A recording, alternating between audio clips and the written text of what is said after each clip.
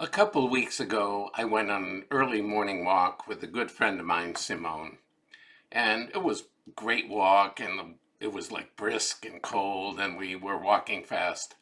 But we had a great conversation. We walked somewhere between maybe an hour and 15 minutes or something like that. And we talked about many things. We talked about the condition of not loving yourself, even self-hatred, and we talked about childhood wounds and the effects of those and how to overcome them. And I will certainly, probably in a post not too long after this one, talk about some of that. But what I mostly want to speak about is another subject that came up, and it was about becoming an adult and being responsible for your past. So I want to put that in context of some medicine wheel teachings. And I have worked with a set of medicine wheel teachings called the Four Shields Medicine Wheel Teachings. I've worked with them for 40 years, and I think they're just a great model and a great system for understanding something fundamental about human beings and what we go through and how we need to work with and respond to the challenges of our lives. Now, in that medicine wheel teaching, the direction of the north is associated with adulthood. And to become an adult, we have to learn two lessons. The first lesson is called wisdom, and that'll need a little bit of explaining. And the second lesson is the lesson of the giveaway. And the giveaway is addressing that question, what gifts do I have to give to my people? Whatever it is I discover about myself, my passions, my dreams, my longings, how am I going to give those to the community, to my people in this medicine wheel teaching? How do I bring them into the world?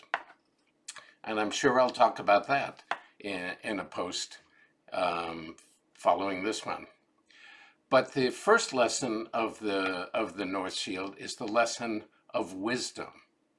And in that medicine wheel teaching, ultimately, wisdom is about the right use of energy. And probably one of the best expressions of wisdom that we're all familiar with, or most of us are familiar with, is called the Serenity Prayer. God, grant me the serenity to accept the things I cannot change, the courage to change what I can, and the wisdom to know the difference. Because if we're putting our attention, and wherever we put our attention, it's there we put our energy. If we're putting our attention and energy on things that can't be changed, things like trying to change our partners or trying to change the past, then we're just essentially wasting our energy, and that's a poor use. It's a poor use of energy, and it essentially doesn't fit the word wisdom. So in that medicine wheel teaching, the path of wisdom is to really learn to focus on those things that can be changed, and one of them, and to stop giving your attention and energy to those things that cannot, like the past. So, what does that mean about trauma? You know, as a child and adolescent, we can be victims. We are at the effect end. If you think of the events happening in terms of cause and effect, we are at the effect end of whatever the adults, usually our parents, decide to do. If my parents are fundamental Christians, I, as a child, am a fundamental Christian. If my parents live in a poor neighborhood, I live in a poor neighborhood. If my parents speak whatever language they speak, I speak that language. So I am at the effect end of not only the decisions and the life and the behavior of my parents. So if my parents are alcoholic, if they neglect me, if they beat me, I am at the effect end of that. And as a child, I can be a victim. But one of the distinguishing characteristics of an adult is when one becomes an adult, one moves away from the effect end of the cause and effect chain and takes on the cause end. One becomes responsible for the effects of those things that can't be changed. So I want to give you an example. So my father had, as the many in the neighborhood said, Red has a temper. My father was nickname was Red. Red has a temper. And so when something happened that he didn't like, his temper might mean him pulling out the belt and coming into the room and wailing on my brother and I with that belt. Sometimes at night, if he came up the hallway and heard us talking in bed, which he wanted us to go to sleep, he would just throw open the door, turn on the lights, come in, yank down the covers, and start wailing on us. So I was at the effect end of that. I had obviously, some wounds, some angers, some terror, uh, and another thing, he at times would humiliate me.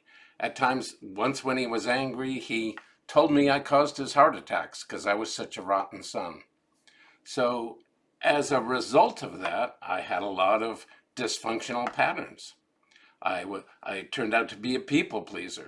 I spent a lot of attention scanning the energy of the room and trying to find a way to keep things copacetic, to not make, I never wanted to have anyone angry about me. I was terrified of conflict. So I came into adulthood with that. But, but in the path of becoming adulthood, I had to give up blaming or focusing on his behavior. Sure, those behaviors were in some sense awful, and they had an effect on me. But as long as I was in the position of, he did this, he did that, the focus was always on him. It wasn't about me taking responsibility. And so as I said to Simone, the way that looks is, I could say, my father did this, that, or the other thing. And my mother did this, that, and the other thing.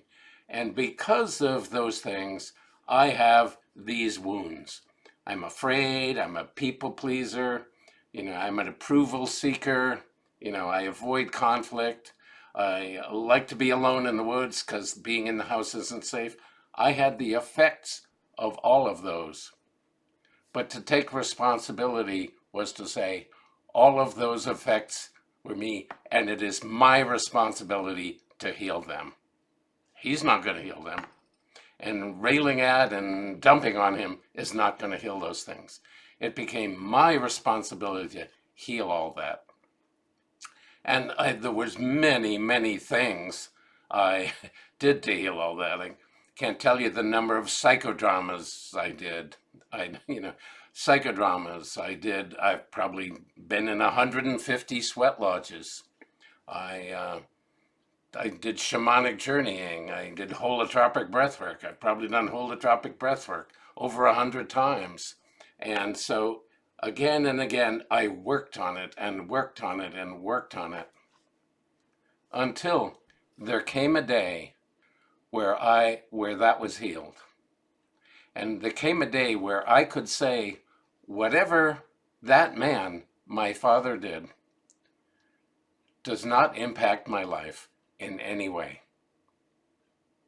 There is nothing he did that in any way diminishes the life I'm leading today. And when I got to that place and I had healed all that, then it became really easy to forgive him. Because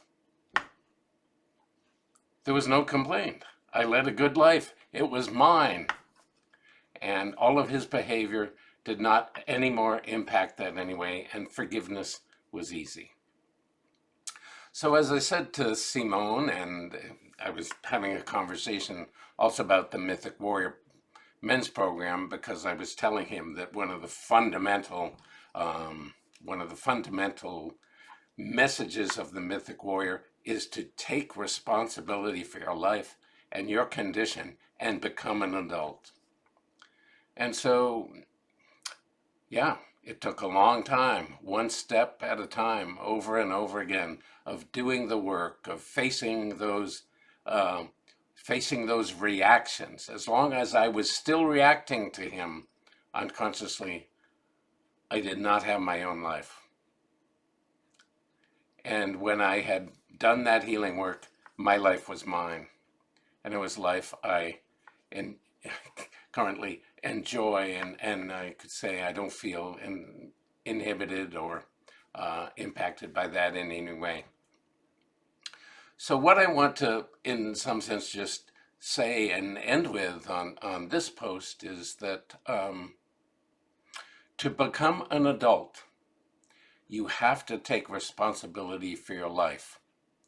You have to take responsibility for the trauma, the effects of trauma on your life.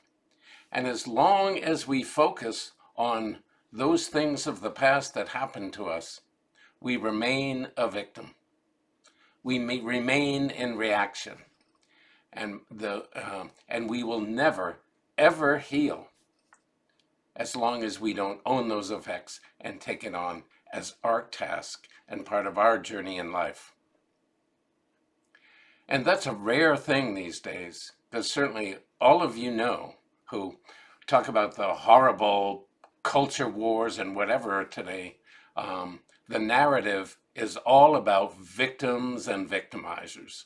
Who's a victim and who's to blame, and who, and the energy of that is all about retaliation and revenge, and